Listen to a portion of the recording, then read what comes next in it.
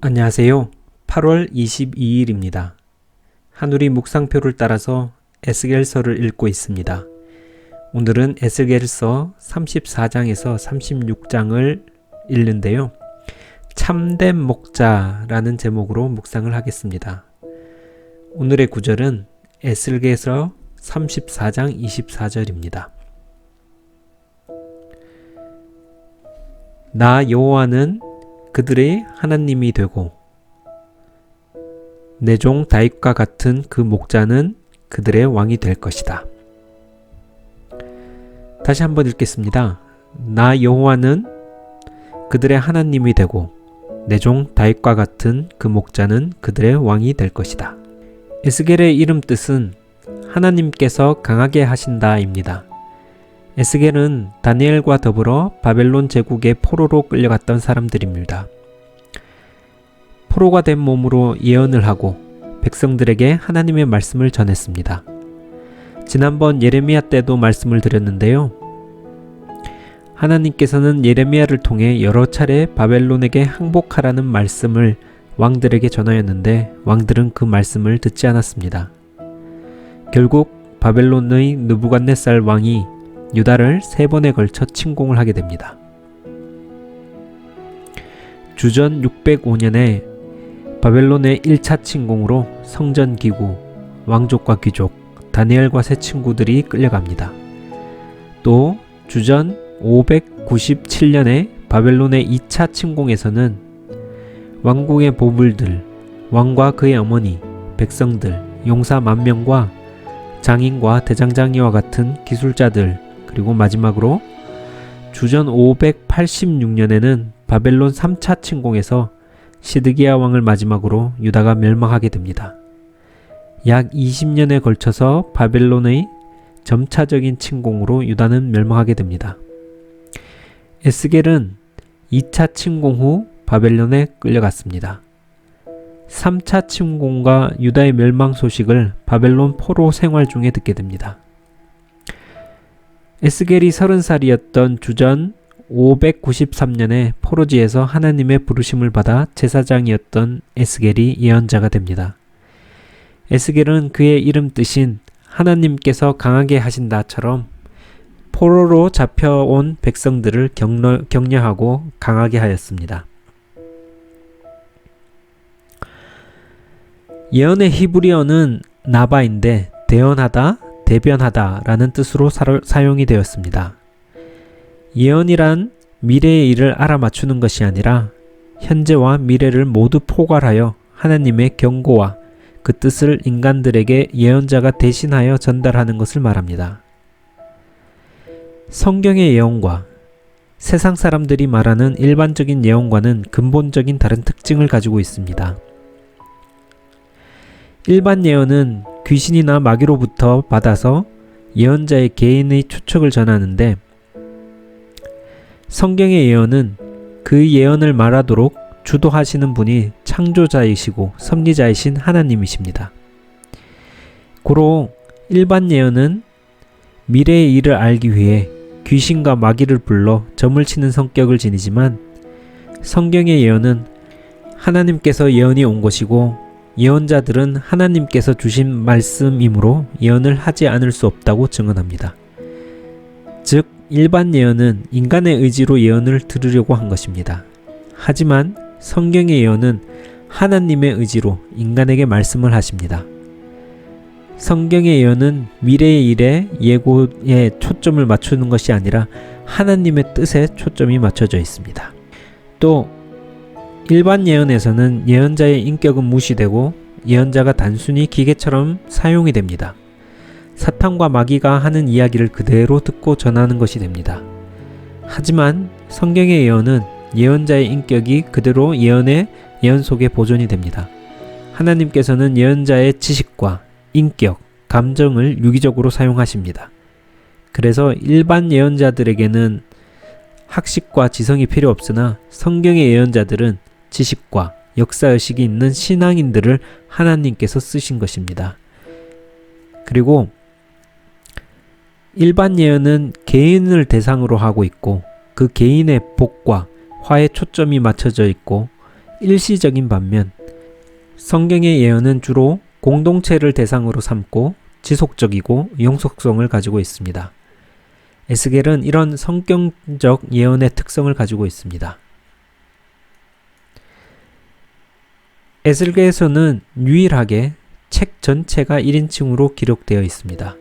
그리고 날짜와 달이 상세히 기록되어 있습니다. 그리고 예루살렘이 멸망한 586년 전으로 메시지가 확연하게 차이가 납니다. 망하기 전에는 에스겔은 유다의 불순종을 지적하고 회개할 것을 촉구하고 거짓 평화와 축복을 외치는 거짓 선지자들을 따르지 말 것을 경고합니다. 하지만 예루살렘이 멸망한 이후에는 희망의 메시지를 전달합니다. 백성들을 위로하며 회복될 것을 이야기합니다. 이 희망의 메시지에서 에스겔 골짜기의 마른 뼈 환상을 보여주십니다. 또 다른 환상을 통해 새로운 성전과 예루살렘 성읍 회복을 보여주십니다. 새로운 성읍, 즉 여호와 삼마라는 이름을 가진 성읍을 예언하는데요. 여호와 삼마는 주님께서 거기 계시다입니다. 예루살렘이 완전히 망한 다음에 회복의 메시지를 주시는 장면에서는 마치 물에 빠진 사람을 구해주는 모습같이 느껴졌습니다.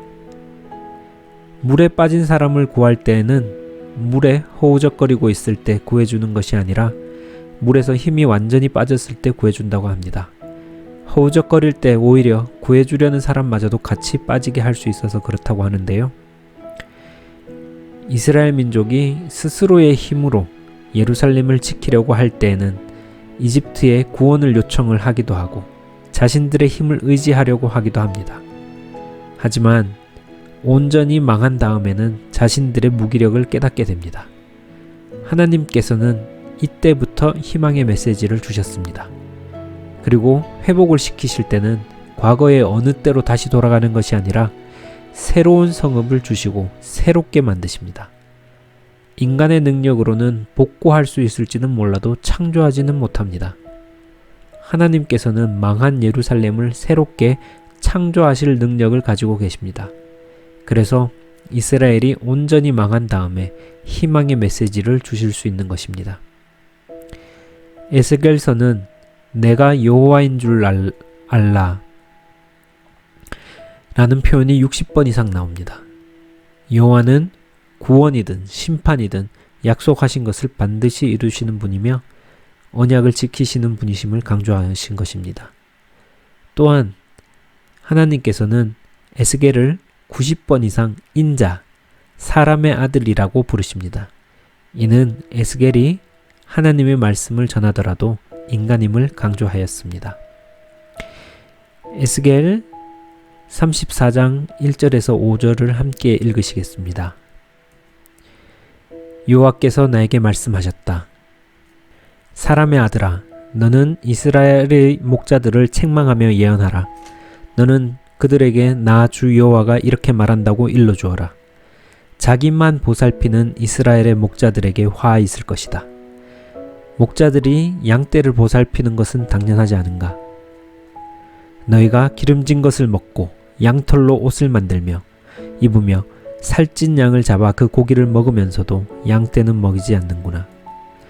너희는 약한 자를 붙들어 주지 않고 병든 자를 고치지 않으며 상처 입은 자를 싸매주지 않고 방황하는 자들을 돌아오게 하지 않으며 잃어버린 자들을 찾지도 않고 오히려 그들을 거칠고 잔인하게 다루었다. 그래서 그들은 목자가 없으므로 뿔뿔이 흩어져 들짐승의 밥이 되고 말았다. 여기서 목자들은 왕을 이야기합니다.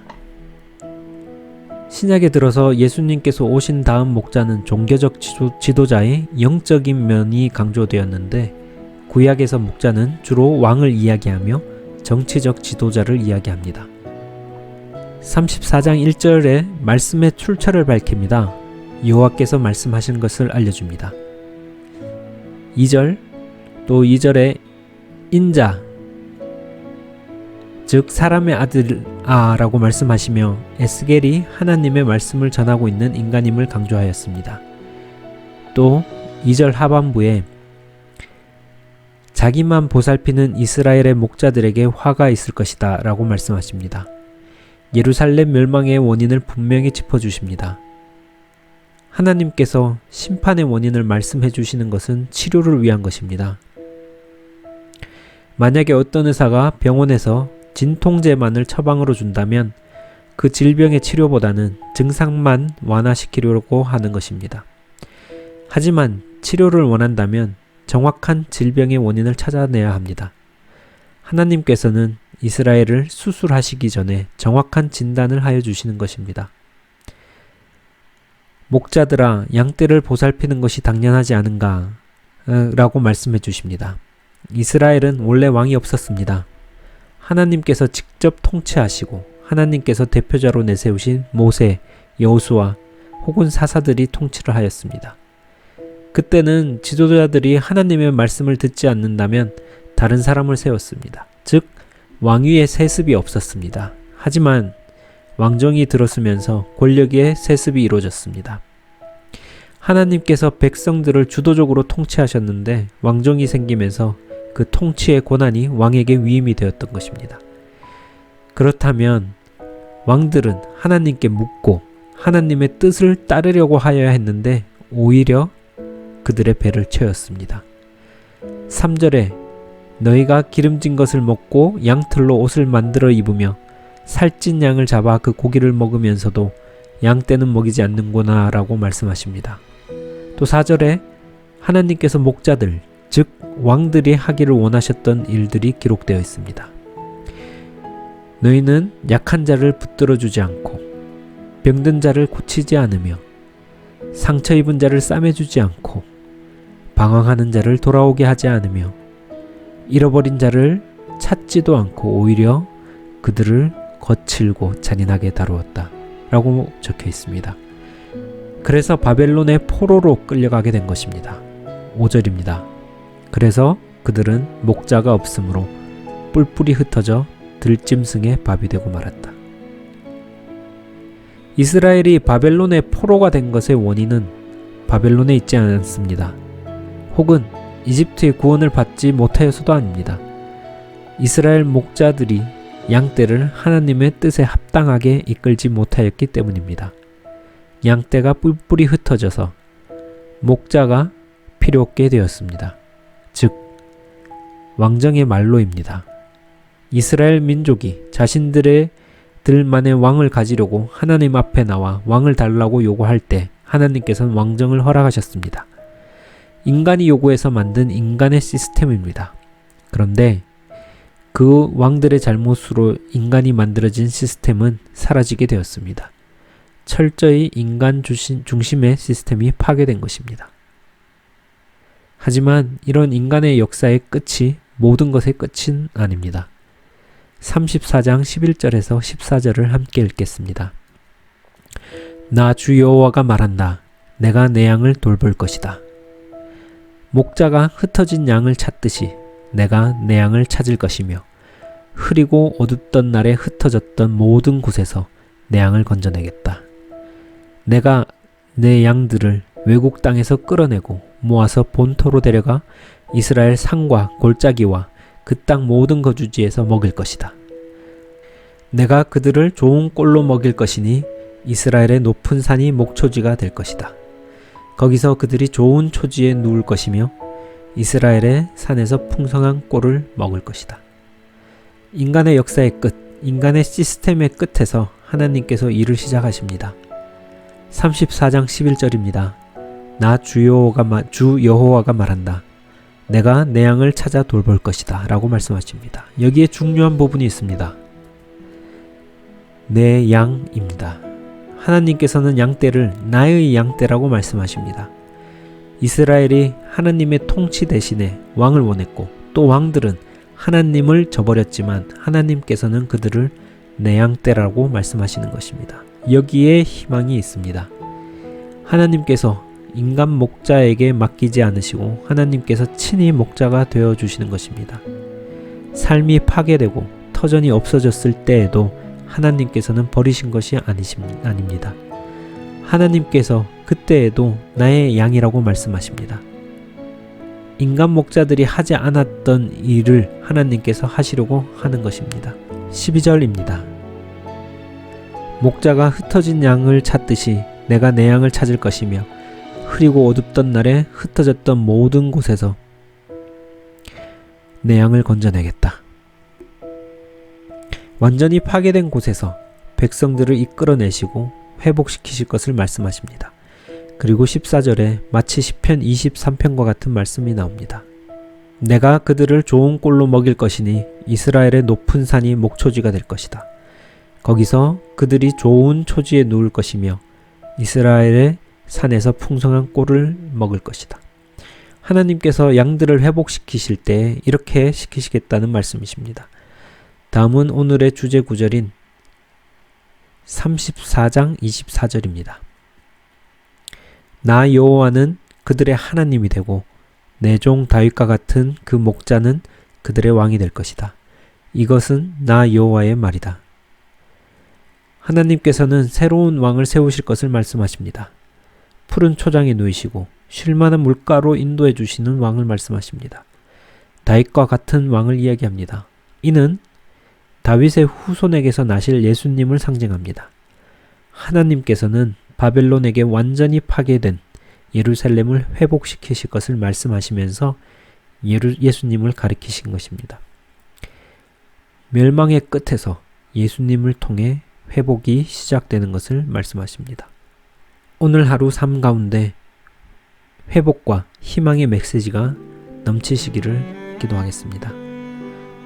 하나님 감사합니다.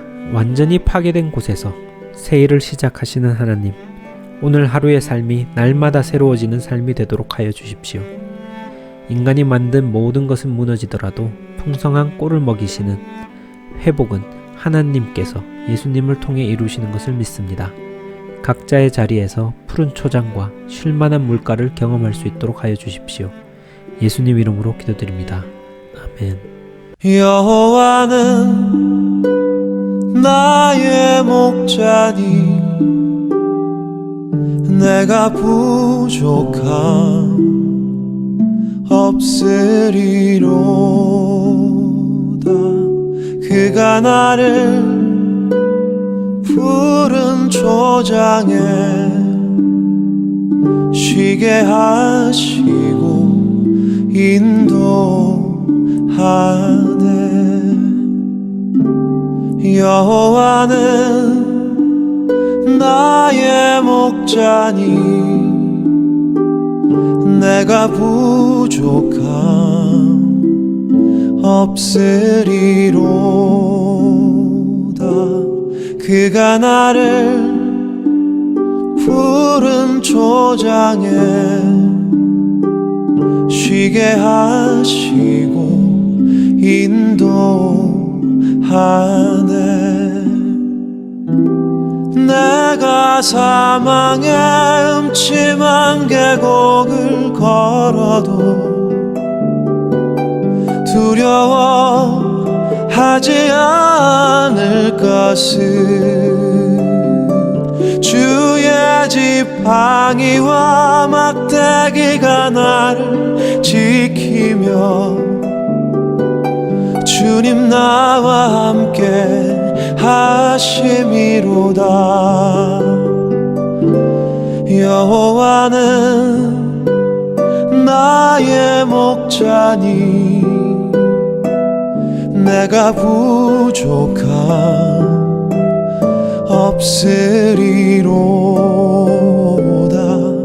그가 나를 푸른 초장에 쉬게 하시고 인도하네.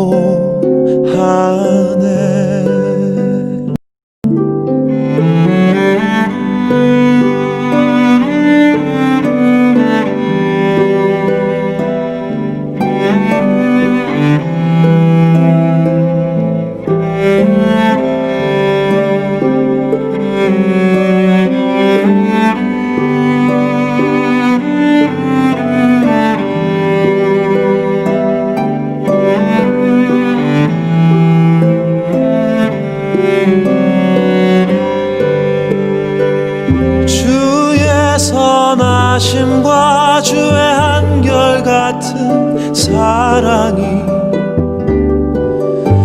평생에 나를 따를 것이니 내가 여호와의 집에서 영원토록